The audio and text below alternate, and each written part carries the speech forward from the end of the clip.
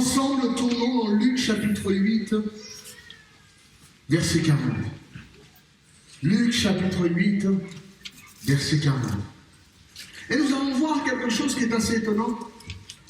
Nous allons voir quelque chose en fait qui va vous parler à chacun d'entre vous. Je vous ai dit tout à l'heure, et j'espère que vous avez compris, que l'huile et le vin, c'est nous. Nous n'avons pas le droit d'être touchés. Il n'a pas le droit de nous toucher. Et donc, à la lumière de cette crise économique, ok, il y a tout ça qui se passe. Mais sache que la grâce de Dieu est sur ta vie. Je sais que je suis béni. Je le sais que je suis béni. Amen? Amen. Alléluia. Luc chapitre 8, verset 40. J'espère que je sais que beaucoup d'entre vous vont être touchés et bénis.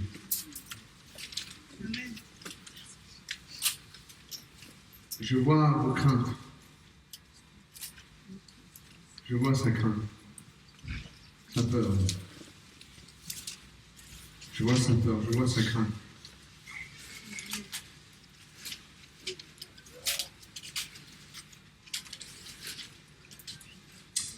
À son retour, Jésus fut reçu par la foule, car tous l'attendaient. Et voici, il vint un homme, nommé qui? Jairus, qui était le chef de la synagogue. Il se jeta à ses pieds, il le supplia d'entrer dans sa maison, parce qu'il avait une fille unique d'environ 12 ans. Très nécessaire. Oh. Exceptionnel ce message. Exceptionnel. Qui se mourait. Pendant que Jésus allait, il était pressé par la foule.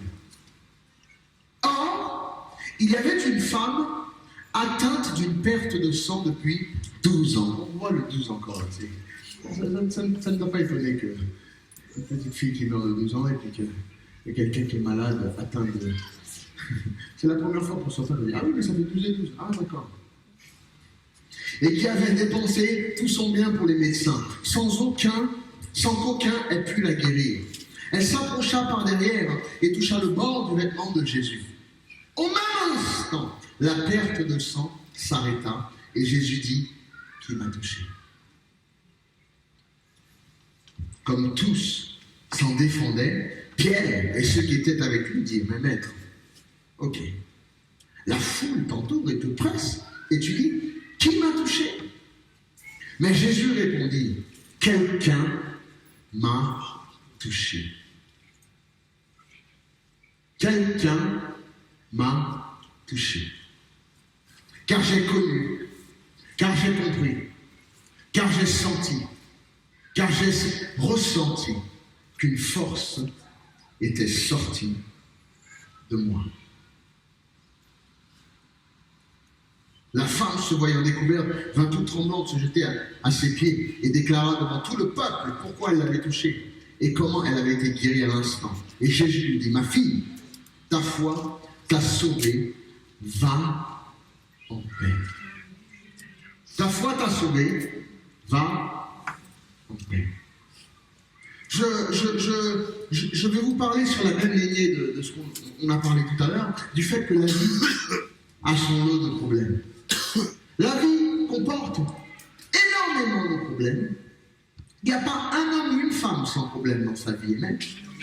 Vous êtes assis ici, vous avez soit un problème financier, soit un problème marital, soit un problème familial, soit un problème d'affaires, soit un problème de santé, des églises ont des problèmes de ministère, des problèmes de chevelure, des problèmes de... Chaque homme et femme a un problème, a une difficulté, a un souci quelconque. Et là, ce soir, je suis en face d'un groupe de gens qui a ce genre de problème. Et cette femme, elle, son problème était un problème de santé. C'était un problème, en fait, qui... elle a travaillé, la Bible dit, pendant 12 ans. Mais qui le sait que quand on rencontre Jésus, ton problème est réglé. Amen. Le jour où tu fais vraiment une rencontre avec le Seigneur, ton problème est réglé. Et là maintenant, là, si tu as un problème, si tu es dans la salle, tu as vraiment un problème, je te garantis, je te le déclare, que ton problème sera réglé. Tu me dis, mais pasteur, c'est gonflé. Ceux qui nous regardent, que ce soit par DVD ou WhatsApp, je vous le dis, quel que soit votre problème, il sera réglé au nom de Jésus. Parce que lorsqu'on rencontre Jésus, notre problème est réglé. Rendez-vous, nous sommes libres.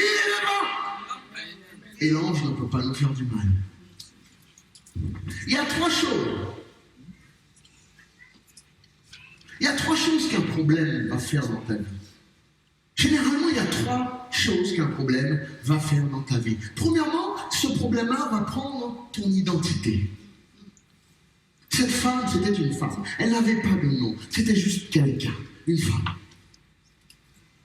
Des fois, vous savez, cette femme-là, tellement qu'elle a un problème de santé, et comme certains le savent, lorsqu'on a un problème de sang, on est impur, donc on ne touche pas la femme. À l'époque, on ne peut pas s'asseoir où elle s'est assise. Si on la touche, il faut faire tout un rituel. Et à cause du fait qu'elle était impure, et elle a été quelqu'un sans nom pendant 12 ans.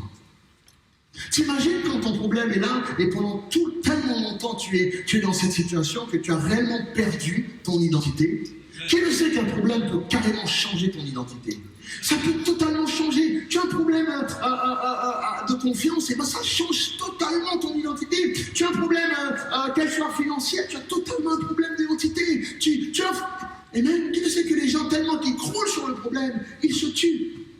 Il y a tellement un nombre de gens qui se suicident aujourd'hui à cause des problèmes. Ils n'en peuvent plus, ils sont sous le fardeau et sous les problèmes, ils n'arrivent plus. Donc, leur identité est totalement chamboulée. Aujourd'hui, ceux qui sont dans les problèmes sont un numéro. Ils sont un numéro sur un courrier, sont une dette, on vient frapper, on dépose. Ce n'est personne. Mais qui le sait que lorsque tu rencontres Jésus, il te redonne ton nom. Parce qu'il va résoudre ce problème et tu ne seras plus l'estropié, tu seras un tel, tu ne seras plus l'aveugle, tu seras un tel, tu ne seras plus l'alcoolique, tu seras frère un tel, et même tu ne seras plus la fille facile, tu seras sœur un tel, tu ne seras plus, écoute-moi bien, le menteur, tu seras frère un tel, et même lorsqu'on rencontre Jésus, nous retrouvons l'identité que Dieu a voulu qu'on ait. Aujourd'hui, je parle à des alcooliques. Des gens qui ont été des voleurs, des brigands, des ceci, des cela. Mais lorsqu'ils rencontrent Jésus, ils retrouvent quoi leur identité. N'est-ce pas magnifique lorsqu'aujourd'hui quelqu'un t'appelle sœur un tel, frère un tel. N'est-ce pas mieux, ceux qui me regardent, n'est-ce pas mieux? Parce qu'avant c'était psst, wesh. Les jeunes filles, n'est-ce pas meilleures quand quelqu'un me dit c'est vrai.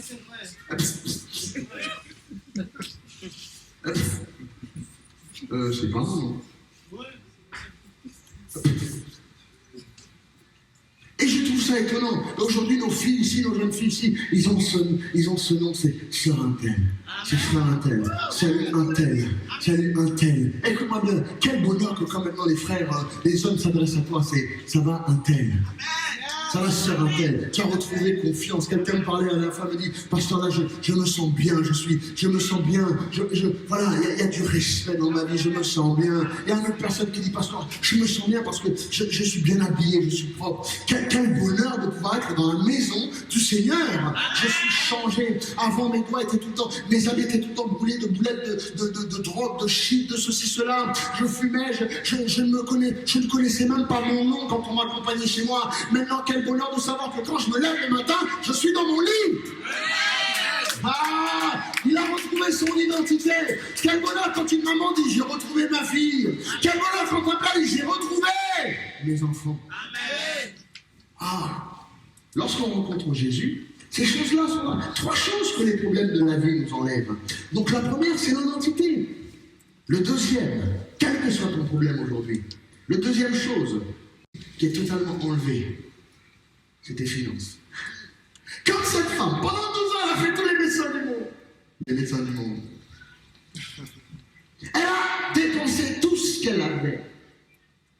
Qui le sait que malgré tes problèmes, des fois, tu as un bon boulot, mais ça ne le résout pas. Tu as un bon boulot, mais ça ne résout toujours pas le problème de ta vie. Tu as de l'argent, tu fais ce que tu veux. Je me rappelle quelqu'un qui est venu me voir il n'y a pas longtemps, qui a dit, pasteur, j'ai de l'argent. Mais j'ai un cancer incurable. Jet privé sur jet privé. Voyage. Et là, je parle de mon confrère aux États-Unis.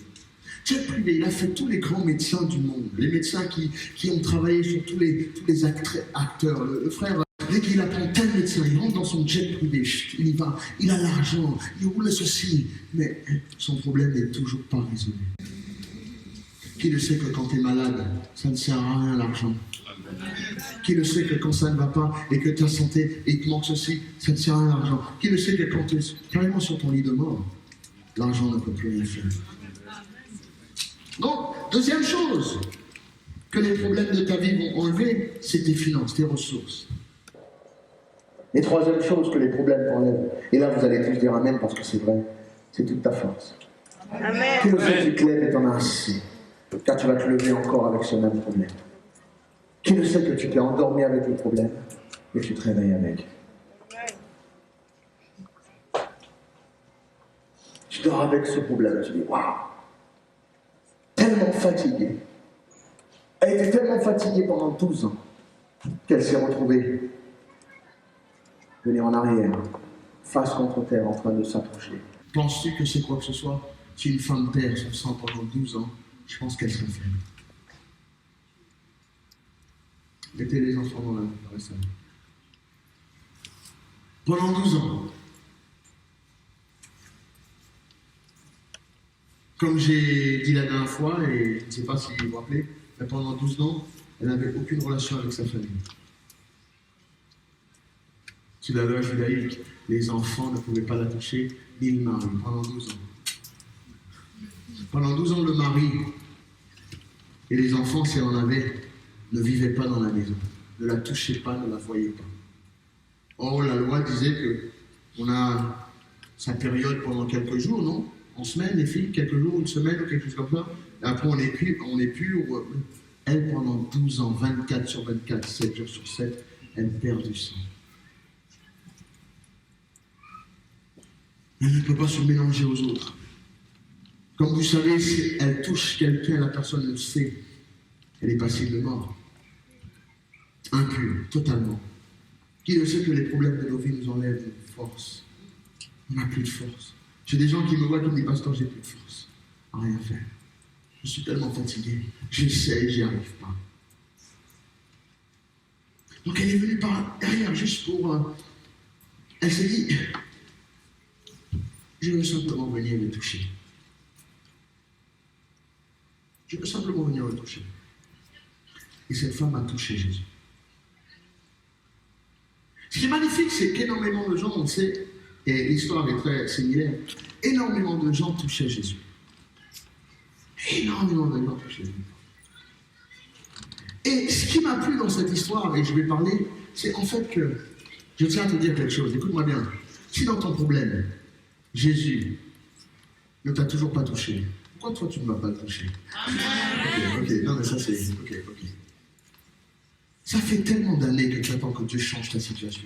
Pourquoi toi tu ne vas pas et tu ne la changes pas? Cette femme a attendu pendant 12 ans. Elle a fait tous les médecins.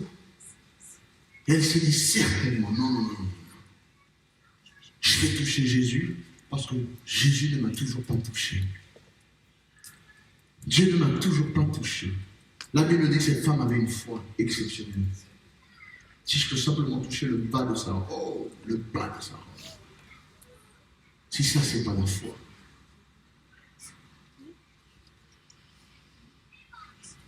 Moi, c'est ce que je vous encourage ce soir. Si Dieu n'a encore pas touché ta situation, pourquoi toi, tu ne vas pas toucher le Seigneur? Mais c'est là où est le problème. Beaucoup de gens touchent Jésus sans réellement le toucher. Beaucoup d'entre vous, ici, le dimanche matin, viennent toucher Jésus sans le toucher. Je suis désolé de vous dire ça. Silence. Et je te dirais comme cette femme, pourquoi ne pas aller voir Jésus et le toucher?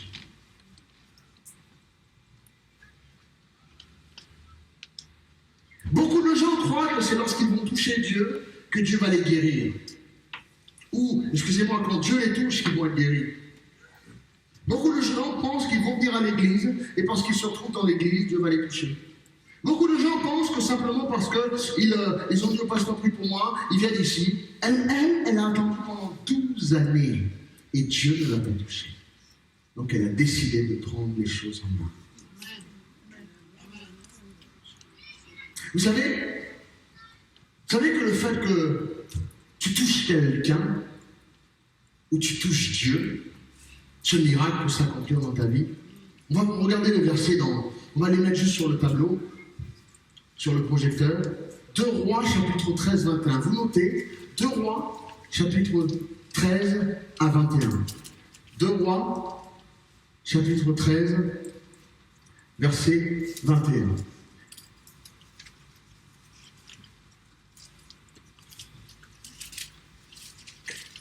Et comme on enterrait, vous connaissez cette histoire, un homme, il se passe quelque chose où, on le sait, cette histoire, c'est Élisée, homme de Dieu puissant. L'homme de Dieu qu'un groupe d'enfants s'est moqué de lui parce qu'il n'avait pas de cheveux sur la tête. Il a dit ah bon, il a appelé un ours, l'ours est descendu, il a mangé les enfants. Quel homme cruel, hein.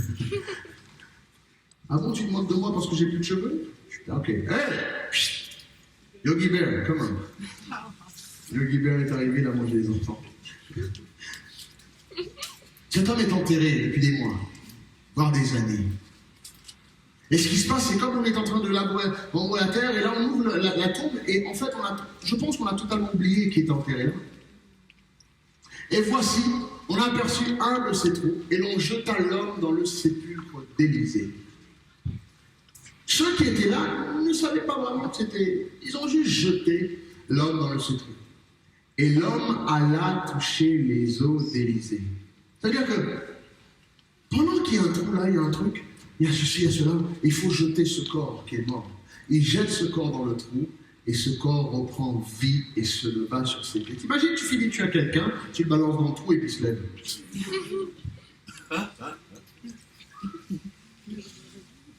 Quel que soit ce qui a tué ta famille, quel que soit ce qui t'a tué, ta joie, quel que soit ce qui a touché et tué ta joie de vivre, ton amour, ton feu pour l'éternel, dépêche-toi d'aller toucher Jésus. Amen. Amen. Dépêche-toi d'aller toucher Jésus. Je te dis, quand tu viens à l'église, ou que tu regardes ce DVD, ou que tu regardes ce culte, via Internet, et que simplement touche le bas de sa robe, il te guérira. Amen. Il te bénira. Amen. Matthieu 14, 36 nous parle encore d'une autre chose. La Bible, ce matin, ils les prirent de leur... Alors, beaucoup de gens demandaient à Jésus de les toucher. Ils le prièrent de leur permettre seulement de toucher le bord de son vêtement. Écoutez-moi bien. Et tous ceux qui le touchèrent furent guéris. Amen. Tous ceux qui touchèrent Jésus furent guéris. Je veux vous parler sur le fait que ce n'est pas Jésus qui a touché cette femme, c'est cette femme qui a touché Jésus. Et je suis en train de te dire, toi qui es là, si tu es toujours malade et tu as toujours un problème, en fait, tu peux quitter ta place d'assis comme ça et d'attendre Dieu et de faire le pas et quelque chose va se faire. Je suis en train de te donner la solution, comment tu peux aller et faire quelque chose vis-à-vis du Seigneur et de toucher Dieu afin que ta situation change. Tous ceux qui ont touché Jésus étaient guéris. Amen. C'est bon que Dieu me touche, mais je ne resterai pas assis sur mon siège. Je toucherai Jésus. Amen. Est-ce que tu peux dire amen avec moi? Ce soir, nous allons toucher Jésus. Amen. Ce soir, nous allons le toucher. Aujourd'hui, je veux toucher Jésus. Par rapport à ma situation. Je parle et je réfléchis parce que le Seigneur me parle de certains cas, c'est pour ça. Après 12 ans, combien d'années tu es dans ton problème? Jésus a dit une chose qui est magnifique. Qui m'a touché? Et c'est le titre de ce message. Qui m'a touché? Dans ce ce groupe de gens qui touchaient Jésus, j'ai noté en fait, et je sais qu'il y avait à peu près 4 groupes de gens qui pouvaient toucher Jésus. Parce qu'en fait, si Jésus dit qui, c'est en fait, je sais que je suis touché de partout, mais lequel? C'est bizarre, hein? Je répète, c'est comme si je te mettais un foulard dans les yeux et que plein de gens te touchent, et ensuite je te dis qui t'a touché. Et Jésus dit qui m'a touché. Il y avait 4 groupes ce jour-là. De la même façon qu'il y a des gens qui viennent à l'église ici, je pense que Jésus, c'est quelqu'un qui est connu. Jésus passe dans la Bible, et il y a énormément de gens qui disent il faut absolument que je touche Jésus pour voir quel genre de matériel il a. Si je pouvais simplement toucher son costume, ça sera top. Des gens qui veulent toucher Jésus simplement pour le toucher comme ça, qui ne sont pas vraiment à la recherche de quelque chose. Il y a beaucoup de gens qui viennent à l'église juste pour être à l'église. Juste pour toucher, palper le peuple de Dieu, les chrétiens. Il y en a qui viennent à l'église juste pour voir, comme ça, tranquille. Ils n'ont pas vraiment l'impression. Premier groupe, c'est ceux qui veulent simplement toucher Jésus comme ça. Il y a le deuxième groupe, moi je crois, et ça c'est magnifique, c'est ceux qui viennent comme ça, juste pour toucher Jésus, aller rentrer dans son village et dire écoute, j'ai touché Jésus. Tu sais, quand tu vas dans un concert, Johnny j'ai touché Johnny. Oh.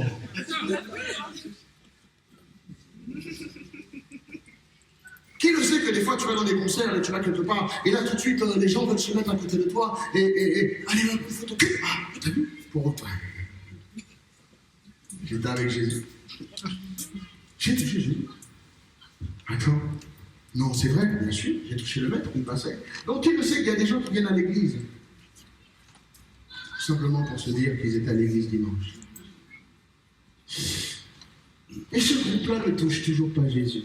Je ne sais pas combien de temps tu viens à l'église et combien de temps tu n'as pas été touché.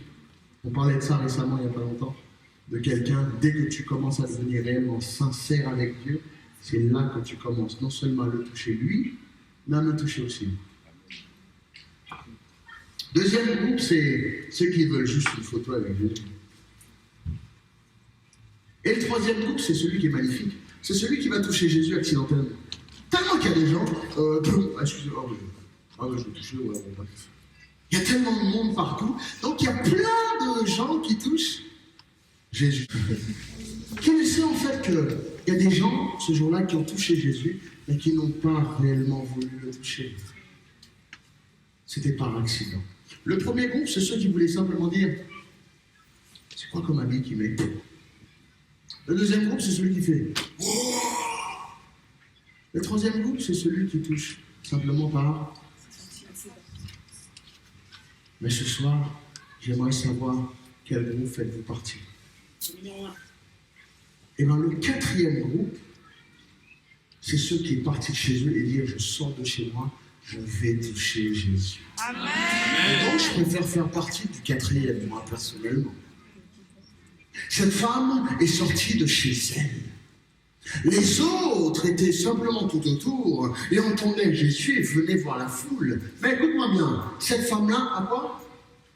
A décidé de dire je vais quitter chez moi, faire la marche, m'habiller, me laver, mettre ce qu'il faut, le voile, me montrer un peu de force, prendre un peu de thé ou de café, prendre les vitamines pour me fortifier malgré que je suis malade.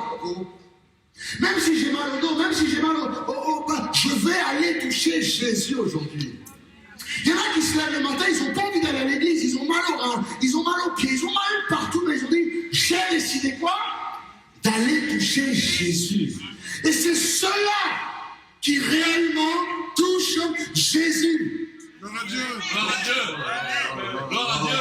Oh là là là là, on va reprendre le verset parce que je l'ai là. Cette femme, intentionnellement, a décidé de quitter chez elle parce qu'elle a décidé de toucher Jésus. Beaucoup de gens le dimanche viennent à l'église comme ça, par accident. Beaucoup de gens viennent à l'église comme ça, simplement pour être vus à l'église. Sinon, le frère Hôtel va l'appeler pour dire ça va, comment tu vas, je t'ai pas à l'église. Beaucoup de gens viennent à l'église comme ça, tout simplement parce qu'ils n'ont absolument rien à faire.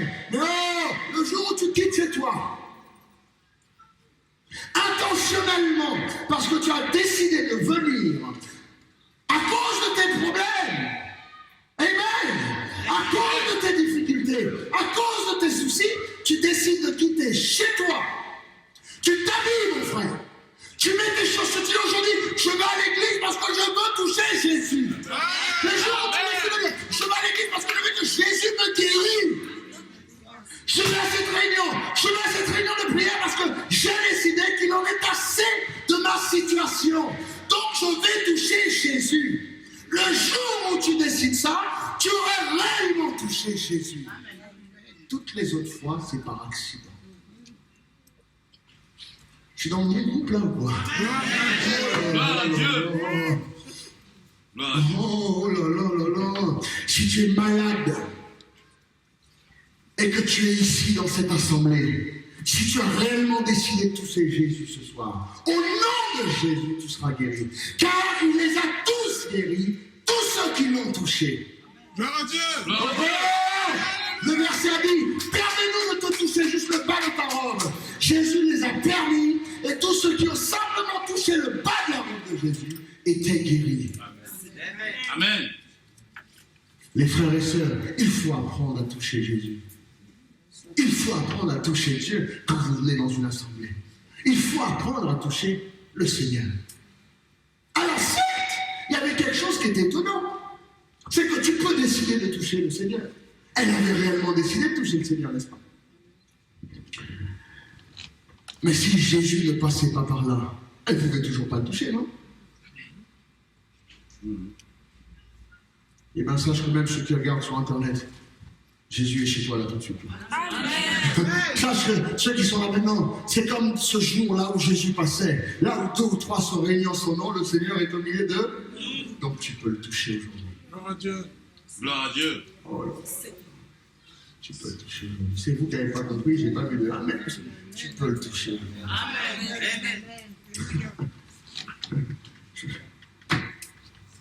Mais la question, pasteur, c'est comment puis-je toucher Jésus? J'étais en train d'apprendre pas mal de choses sur ce verset. Alors ça, qui m'a touché? Il y a plusieurs groupes qui viennent à l'église et qui touchent Jésus. Ok, après on va toucher, mais pasteur, comment toucher Jésus? J'ai hâte de voir vous, certains d'entre vous qui viennent et qui disent, pasteur, apprends-nous comment toucher Jésus. Apprends-nous comment prier comme tu pries. Apprends-nous comment être béni comme tu es. Apprends-nous. Personne ne peut dire je suis béni parce que j'ai de l'argent, je fais ceci ou l'église est affluente. Le Seigneur a décidé de me faire prospérer avant même que l'église grandisse. J'étais prospère. Apprends-nous. Apprends-nous. Et donc là, comment toucher Jésus? Il y a plusieurs façons de toucher Jésus. Qui veut les connaître? Qui veut toucher Jésus? Gloire à Dieu. Alléluia. On va voir. Il y a plusieurs façons de toucher Jésus. J'espère que vous allez choisir la bonne façon. Et pas choisir le numéro 1 comme certains, mais prendre plutôt le 4e. Celui qui intentionnellement quitte chez lui pour toucher Jésus.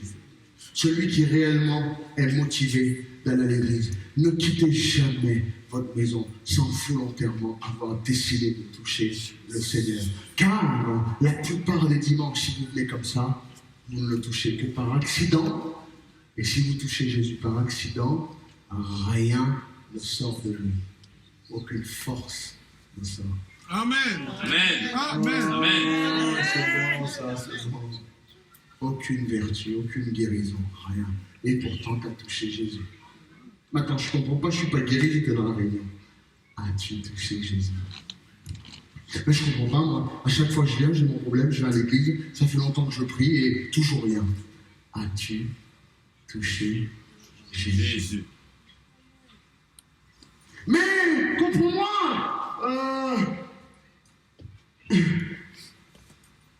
Jésus, comment tu peux dire qui t'a touché? Tu vois pas tous ces gens-là?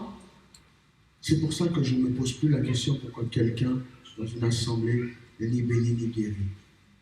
J'ai compris depuis bien longtemps que c'est parce que cette personne n'a toujours pas réussi à toucher Jésus. Comment toucher Jésus? Je vais vous donner plusieurs, n'est-ce pas? Je peux? Amen. Je vais prendre le temps qui me reste et je vais vous donner plusieurs. Le premier, tu peux toucher Jésus par your lifestyle, ton style de vie. Oh. Amen. Comment puis-je toucher Jésus? Par la façon dont je vis. Eh bien, l'évangile doit faire quelque chose dans ta vie et dans ton cœur. L'évangile, la parole de Dieu, comme disait si bien notre frère ce matin, généralement doit te changer. Amen. C'est pour ça que j'ai reculé, je l'ai laissé parler, parce que c'était vraiment le Seigneur. Votre vie doit refléter ce changement. Tu ne peux pas vivre pour Jésus le dimanche et le reste de la semaine comme l'ennemi de nos âmes. C'est pas ce qu'il a dit ce matin? C'est vrai? Amen. Peut-être qu'il a copié. Peut-être que vous direz que c'est moi qui ai copié. Pourtant, c'est ce que j'ai noté sur ma feuille.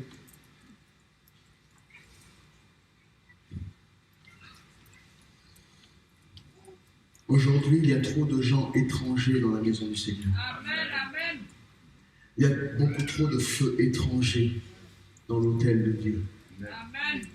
Il y a beaucoup trop de feux étrangers derrière le pupitre dans les églises. Romains chapitre 6, verset 1 nous dit quelque chose d'assez étonnant. Que dirons-nous donc? Demeurions-nous dans le péché afin que la grâce abonde? Devrions-nous continuer? Que le Seigneur nous en préserve. Nous avons vu le roi qui était prêt à mourir, et parce qu'il a dit au Seigneur, rappelle-toi, en ce temps-là, Ézéchias fut malade à la mort. Le fait d'être malade à la mort veut dire, ça y est, ta vie est finie. Tu es en attente pour mourir. C'est comme si tu étais mort. Le prophète Ésaïe, fils d'Amoz, vint auprès de lui et lui dit, ainsi parle l'Éternel, donne tes ordres à ta maison, mets ta maison en ordre, car tu vas mourir et tu ne vivras plus. Et en ce temps-là, Ézéchias fut malade, totalement. Il ne pouvait plus rien faire. Il était... Et là, il commence à plaider, on a vu ça, il commence à dire au Seigneur, Seigneur, fais quelque chose, Seigneur, rappelle-toi de mon style de vie. Rappelle-toi comment je t'ai béni. Rappelle-toi comment je t'ai honoré. Rappelle-toi comment j'ai vécu pour toi. Rappelle-toi comment j'ai redressé le pays pour toi. Rappelle-toi... Son style de vie a été mis devant l'Éternel. Il a dit, écoute, comment je t'honore? Et puis de toute façon, the grave, les tombeaux ne peuvent pas te glorifier et t'honorer. Et là, la Bible dit que Dieu a déjà pris une décision de tuer cet homme. Oh, Dieu a déjà décidé. Des fois, le Seigneur décide des choses dans nos vies, quel que soit ce qu'il décide dans nos vies, mais qui le sait que si notre style de vie le glorifie, il le changera. Oh, notre style de vie peut toucher Jésus. C'est pas mal, écoute, Seigneur, c'est vrai, mais oui, mais regarde, j'ai fait ça pour toi. Et le prophète Ésaïe n'était même pas sorti du temple que Dieu a changé son cœur. Oh, ton style de vie peut changer le cœur de Dieu. Le fait que tu continues, les jeunes, à résister pour le Seigneur, à vivre droit pour lui, peut littéralement changer le cœur de Dieu quand il décide quelque chose pour toi. Oh! Dis, Seigneur, écoute, c'est vrai que j'allais à l'église, c'est vrai que j'ai fait ça. Pourquoi Dieu a toujours appelé David un homme selon son cœur? Pas parce que David était parfait, mais parce que David savait comment lui rappeler son style de vie. Amen. Mais si ton style de vie n'honore pas l'Éternel, t'es hypocrite, t'es méchant, qu'est-ce que Dieu va te rajouter 15 ans dans ta vie? Oh, ça fait mal ça. T'es aussi méchant et hypocrite et t'as un problème. Qu'est-ce que l'Éternel va changer la prophétie? Renvoyer le serviteur de Dieu devant toi pour te dire, ah, tu me plais tellement que je vais te rajouter 15 ans. Alléluia. On peut toucher Dieu par notre style de vie. Oh, mon cœur sait que la France entière entende ça. Que nos styles de vie dans les églises, les frères et sœurs, les chrétiens de France, les chrétiens dans l'église, nous ne pouvons pas vivre n'importe comment du lundi au samedi. Et le dimanche, venir et dire Alléluia. Tout le monde est tenté, le monde entier est tenté. Mais la Bible dit résiste le mal et il fuira loin de toi. Dieu certainement nous appelle à la sainteté et à la sanctification. L'Éternel certainement nous appelle à vivre la droiture. Et si les gens de l'EDM n'aiment pas ça, eh ben, tant pis. Oh, ça veut dire que tu m'aimes pas. Ce qui m'intéresse, c'est ce que ton style de vie plaît à l'Éternel. Tu ne peux pas venir le dimanche à l'église, glorifier Dieu et vivre dans le péché. C'est incompatible. Tu sais pourquoi? C'est pour ton bien. Le jour où tu es malade de quoi que ce soit, jamais l'Éternel te guérira. Ton style de vie, s'il ne plaît pas à Dieu, le jour où tu as un bémol, jamais l'Éternel te changera. Quoi que ce soit. C'est dur, hein? C'est bon. Oh, ton style de vie, le roi est comme mort. Il faut qu'on fasse communiquer cet enseignement au plus grand nombre, s'il vous plaît. Ton style de vie peut carrément toucher Dieu. Tu ne peux pas être méchant toute la journée. Hypocrite, rempli de vices et de malice, de méditer comment mal parler contre un tel, comment ceci, comment faire le mal, et ensuite le jour où tu as un pépin et un bémol, tu oses dire Seigneur, mais rappelle. Oh, si le Seigneur se m'a rappelé, c'est à toi de te rappeler tout ce que tu as fait, pourquoi le Seigneur t'a à faire ce qu'il doit faire. Oh, il a dit, rappelle-toi, Seigneur. Est-ce qu'on peut mettre le verset, continue, verset 2, 4, tu l'as oublié. Il a dit, au verset 4, l'homme de Dieu, c'est pas grave, au verset 4, l'homme de Dieu n'est même pas sorti du temple que Dieu a changé d'avis. Oh, qui le sait, que même si tu es malade pendant 12 ans, ton style de vie peut changer la vie de Dieu le jour où tu le rencontres. Gloire à Dieu. Donc les jeunes qui continuez votre style de vie pour le Seigneur. Amen. Ne laissez pas personne, parce que ton style de vie qui est comme ça, oui, les autres vont te pousser. Ouais, mais c'est ringard. Ouais, mais tu peux. Ouais, mais bon, c'est un peu religieux ce truc, hein. Ah ouais, mais c'est pas une secte ton truc là. Bon, mais tu peux sortir un petit peu. Regarde-le et dis-lui, mais t'as quoi à offrir, mon frère? Amen. Ta vie, elle est là. T'es là tout le temps, ouais, mais. Ouais,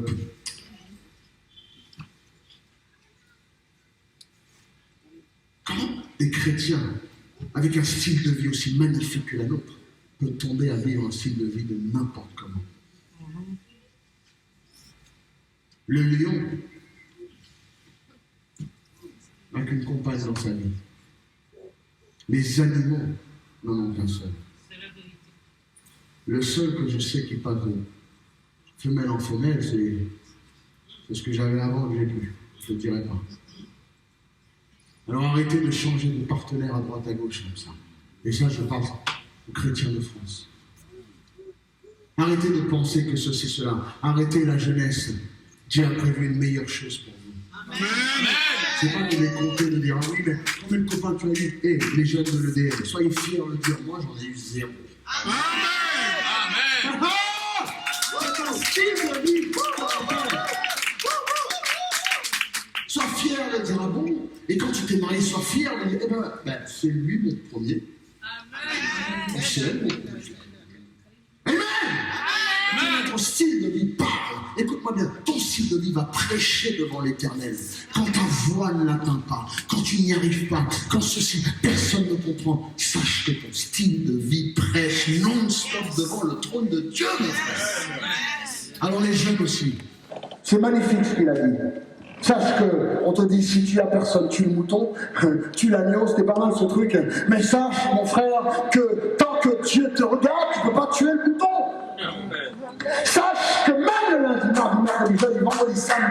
il y a hyper Dieu qui te regarde. Et c'est avec des jumelles extra, hyper intersidérales, qui traversent Saturne et tout, là, qui regardent. Même Pluton, tout ça, qui passe par le soleil, il n'est pas ébloui, même si tu te caches comme ça. Comme disait le frère, une fourmi noire, sur une pierre noire, dans la nuit noire, Dieu la voit.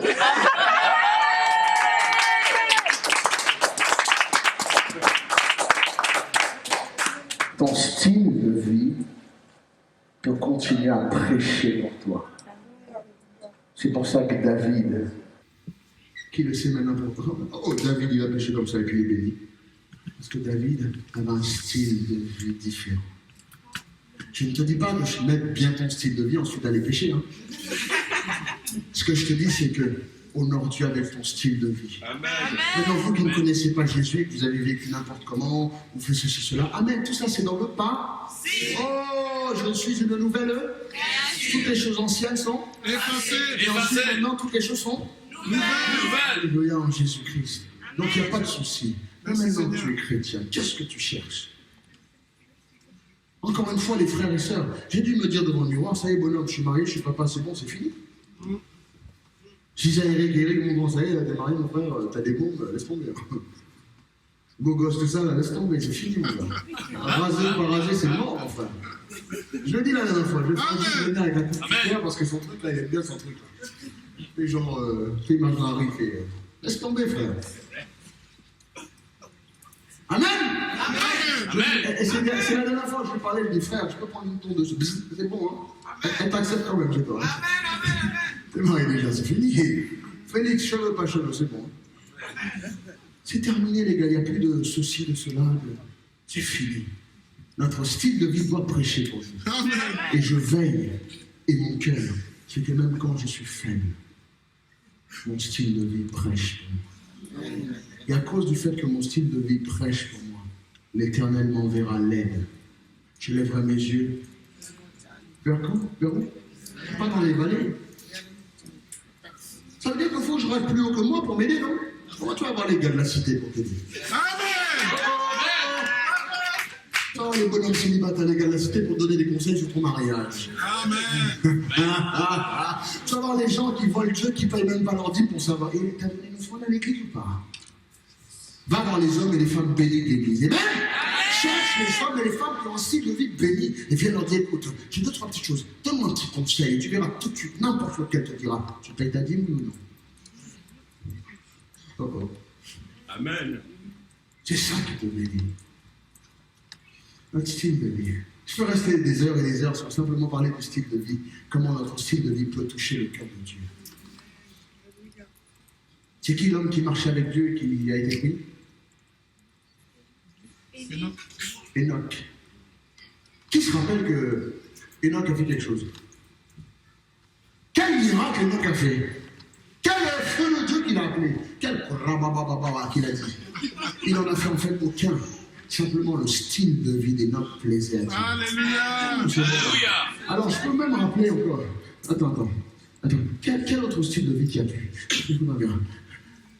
Job. Amen. Le mec, tellement que le style de vie plaisait à Dieu, même Satan lui-même ne pouvait pas le terrasser. Le bonhomme, il a perdu cheveux.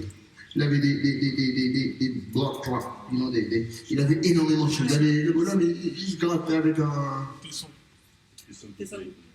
Il mettait du sang pour un petit peu calmer. Il faisait tout ce qu'il fallait. Gérez les enfants, s'il vous plaît. Laissez les adultes écouter. Je ne veux plus un enfant dans l'assemblée.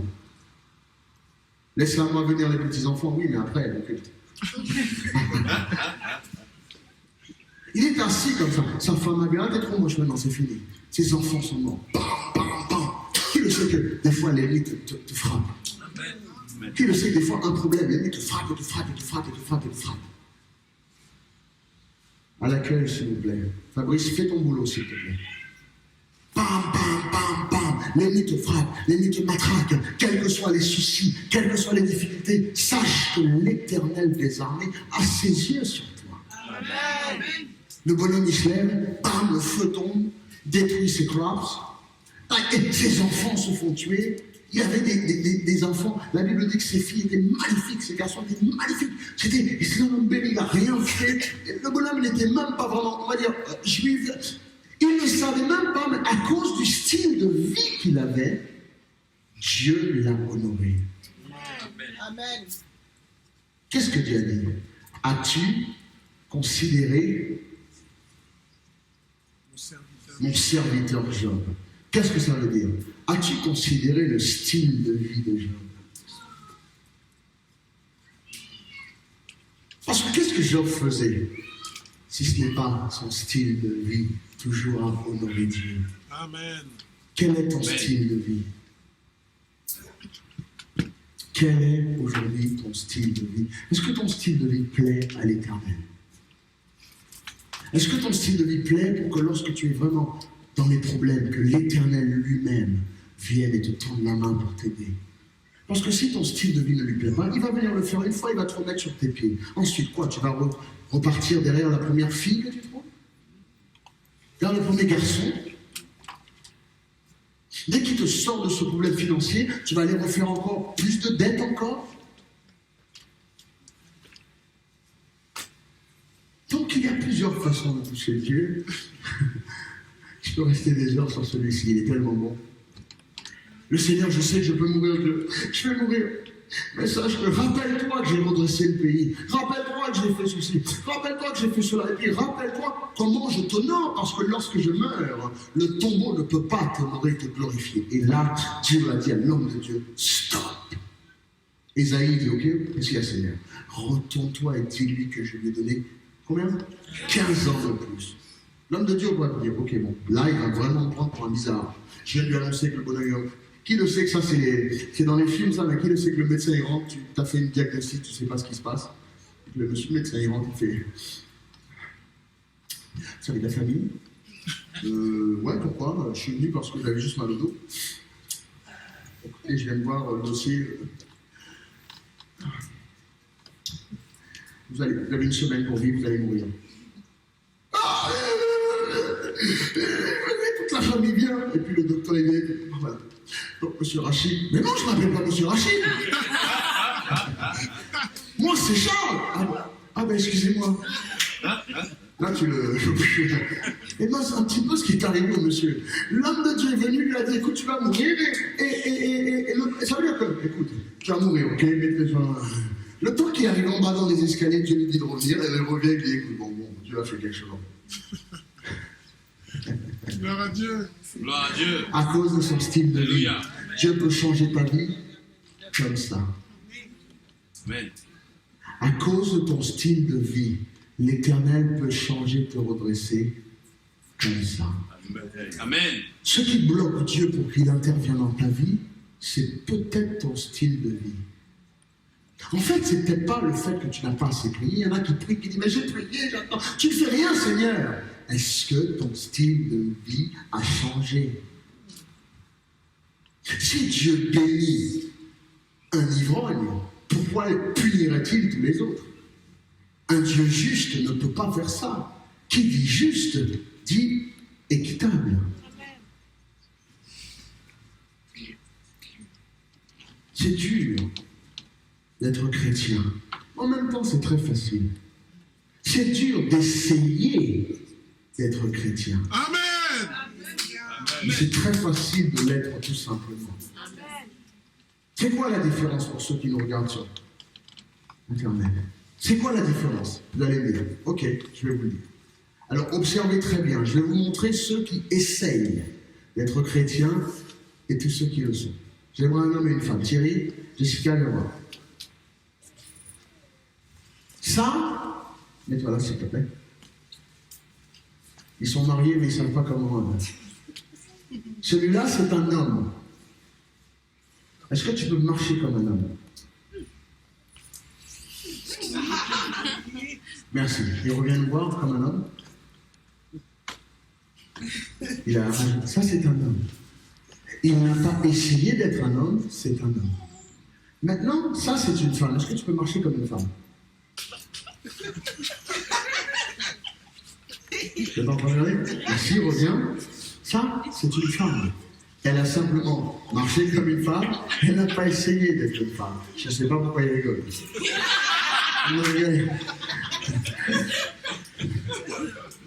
Maintenant, je vais vous montrer ce que c'est que d'essayer pour Thierry d'être une femme. Thierry, peux-tu marcher comme une femme?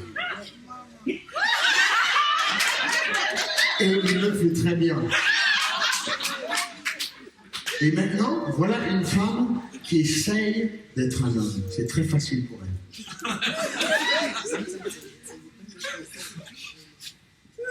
Qu'est-ce que je vous avais dit? Merci. La différence, c'est que quand on essaye d'être chrétien, c'est le dimanche qu'on essaie d'être gentil, mais le moindre problème, on saute. Amen. Merci, je reviens à l'assemblée. On saute. Oh. On vient à l'église à la moindre contrariété. T'as de chance que je suis chrétien. T'as de chance que je suis dans l'église. Mais si jamais si je te connaissais avant que je connaissais Jésus.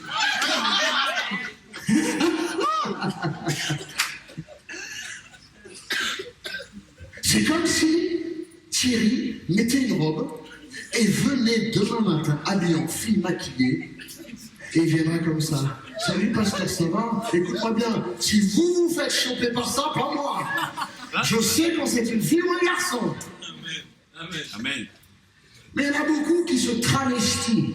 Et moi, je ne flirte pas avec ça. C'est soit t'es un bonhomme ou t'es une fille. Amen. Donc c'est soit t'es un chrétien, et tu ne l'es pas. N'essaye pas d'être un chrétien qui vient, parce que c'est à cause de ça, de ceux qui essayent d'être chrétiens, qui travestissent la foi chrétienne, et qu'on entend souvent, il y a trop d'hypocrites dans l'église.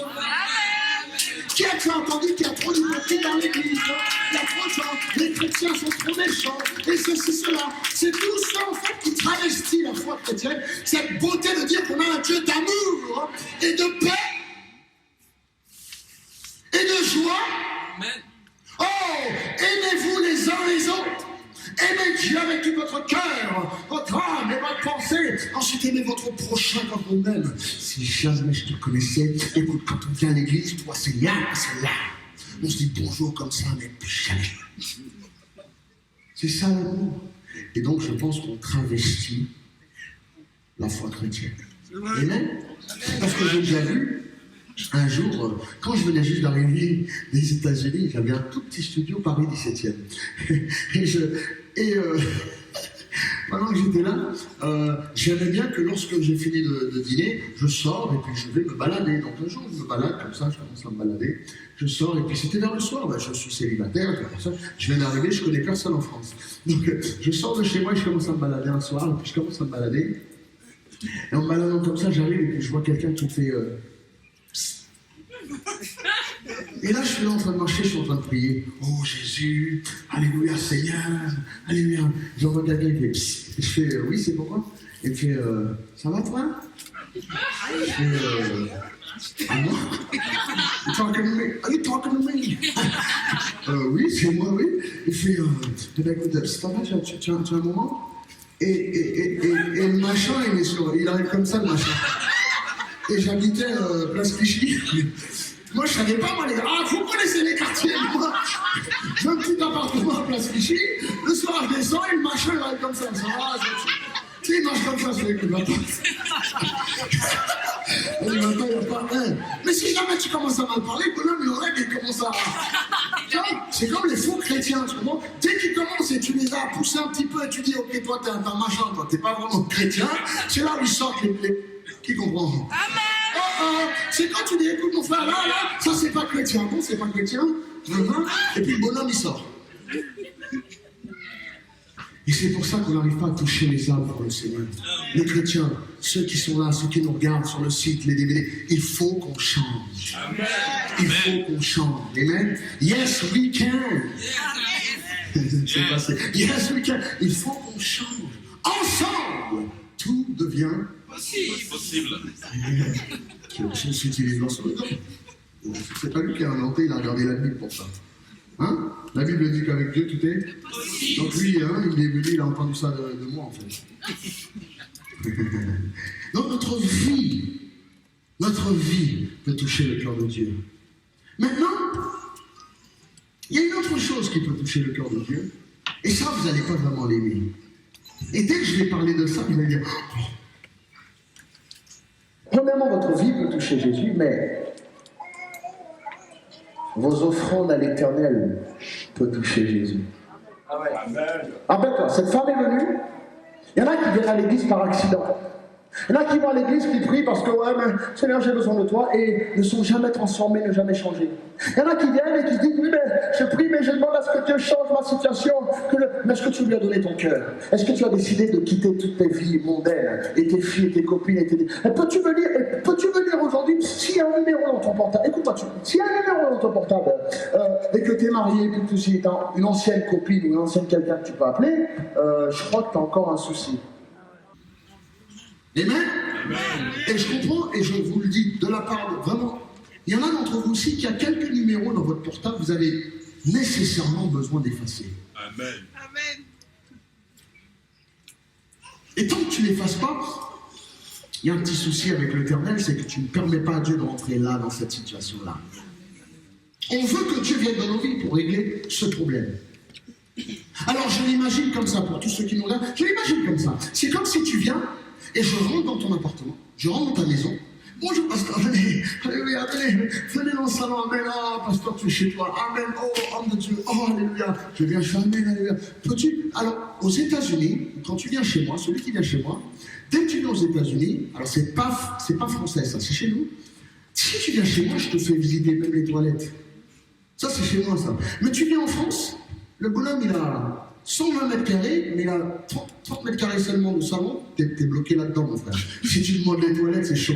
Vous n'avez pas des WC Genre, t'es comme ça. Hein. Parce qu'ils ne l'offriront pas. C'est pas convivial. C'est pas social. La dernière fois, je suis parti frapper chez quelqu'un pour dire bonjour, bonjour. Alors, oui, c'est bon. Ah, bonjour, ça va ouais. Je passais comme ça pour dire bonjour. Ouais, d'accord. Ben, ça va, tout va bien, hein. Ouais. Je peux rentrer ou on va discuter sur mes paliers parce que. Ouais, non, ouais, d'accord. Vous me donnez une minute, je vais. Parce que faut vraiment nettoyer la maison. Ah, pourquoi tu vis dans. Moi, chez moi, c'est propre. Tu viens, ouais.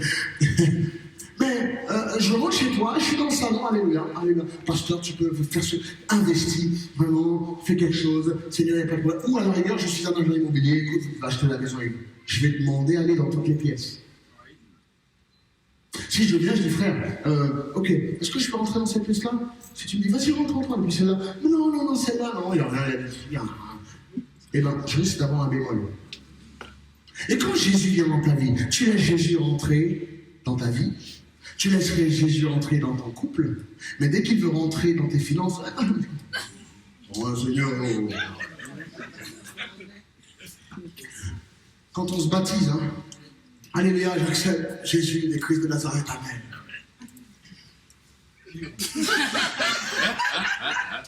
On se baptise, mais pas le portefeuille. Le jour où vous apprenez à toucher le cœur de Dieu par vos offrandes et vos finances, vos vies changeront. Je suis en train de vous dire, la crise économique, oui, certes, c'est bien, c'est une aubaine pour moi. Et si vous voulez faire des affaires et ceci, cela, c'est le moment. Je ne parle pas à la légère, c'est le moment de voir que les grosses sociétés sont en train de fermer leurs grosses structures pour downsize, réduire. Eh bien, les grosses structures, c'est ce qui m'intéresse. Aujourd'hui, les terrains pour les enfants, et ceci, cela. J'ai trouvé 7000 mètres carrés de terrain avec lac au milieu pour les enfants, pour les camps de vacances et ceci, cela. Pas cher, les gars, c'est maintenant qu'on fait. Vous vous demandez, c'est maintenant. L'huile et le vin, il ne peut pas le toucher. Donc, laissez Jésus entrer même dans vos relations amicales. Ou est-ce que vos amis ne savent pas que vous êtes chrétien? Ah, Jésus rentre dans vos... Mais est-ce que dans certaines... Maintenant, Jésus ne rentre pas dans vos emails, parce que ce qui est discuté là-dedans. MSN, Jésus, il ne sait pas MSN.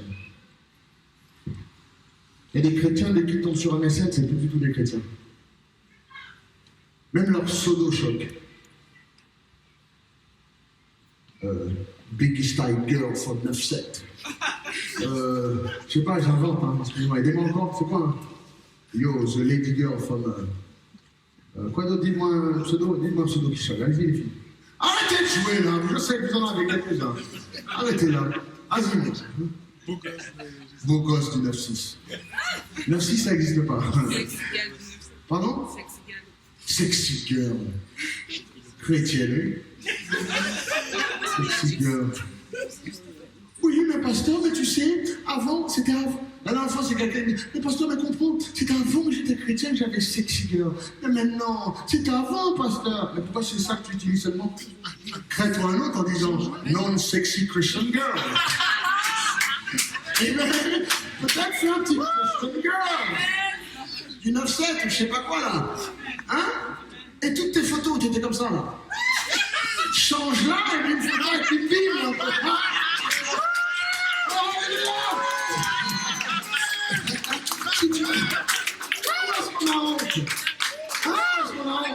Parce que déjà, moi je suis pas votre responsable, mais le responsable déjà, il faudrait qu'il voie les petites photos du genre chrétien. Mais mes oreilles à l'église en train de faire comme ça, tu verras que les bonhommes ils viendront pas t'embêter.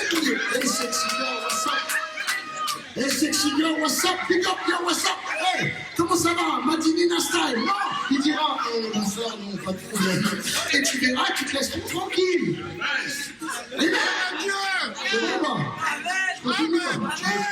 Tu m'escortes dans la voiture tout à l'heure parce que là c'est chaud. Bon, ok. Je crois que mon œuvre. On peut toucher Dieu par nos offrandes à l'éternel. Amen.